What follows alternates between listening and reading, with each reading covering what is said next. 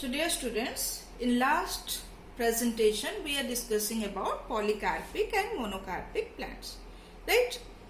So some very important questions I have already discussed. So here again some more questions.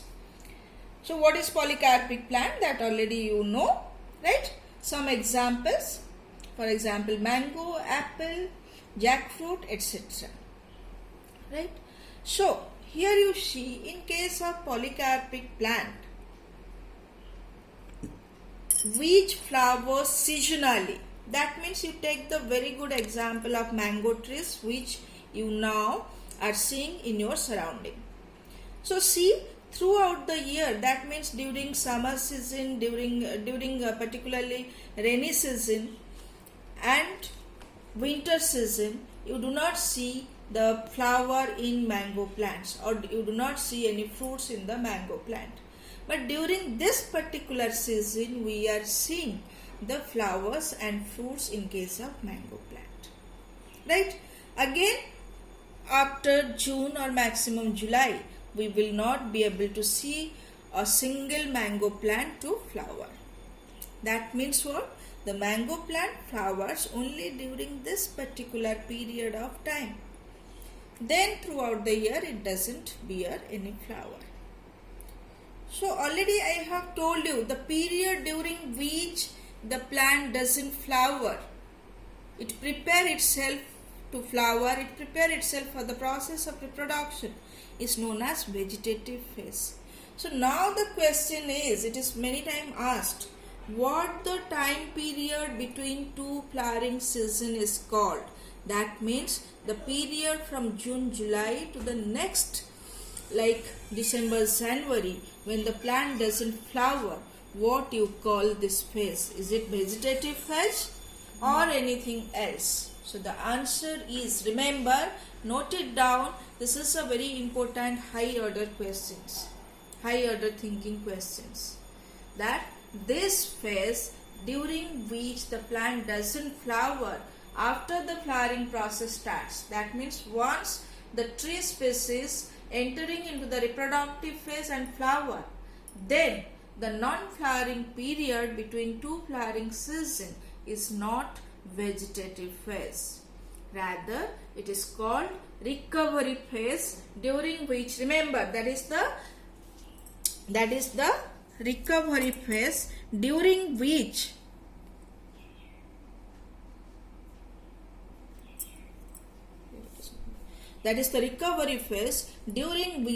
the plant prepares for the next season of flowering. Clear? So, in case of seasonal polycarpic plants, in case of seasonal perennial polycarpic plants, we do not find any clear-cut division of reproductive, vegetative, reproductive and senescent phase. Or it may be asked like this, in which plant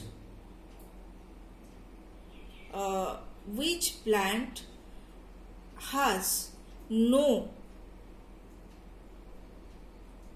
clearly defined phases? That is the perennial plants. So here I have mentioned the polycarpic plants which flower and fruit seasonally usually have a non-flowering period in each year after they start to flower. Remember, this non-flowering period is not vegetative phase, underline, it is not vegetative phase but known as recovery phase for the next cycle of flowering. So it is known that this type of plant do not have clear-cut description of three different phases during lifespan. Right? So this is about the reproductive phase and differentiation of different types of plant with respect to reproductive phase.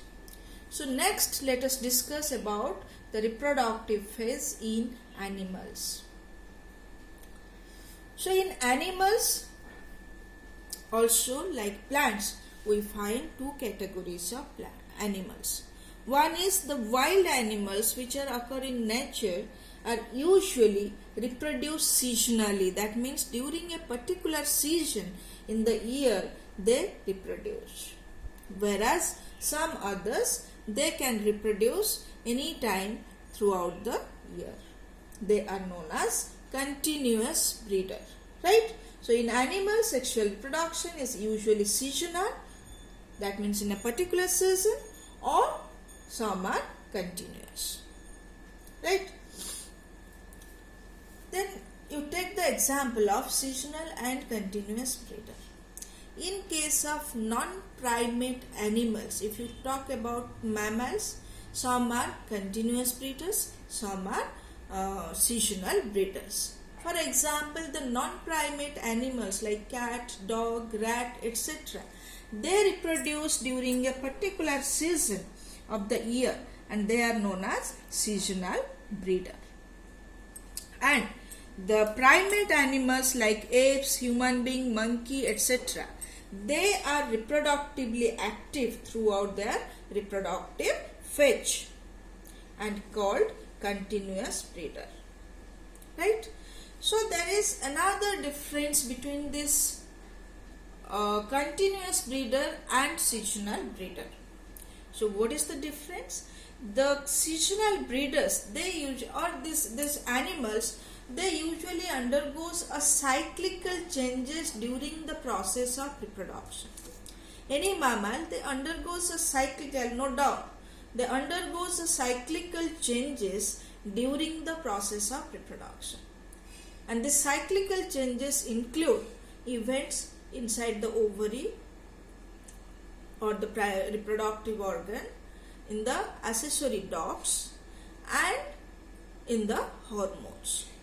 So these cyclical changes in case of seasonal breeder is known as oestrus cycle. So remember, the cyclical changes during the reproduction in case of non-primate animals, non-primate mammals, is known as oestrus cycle.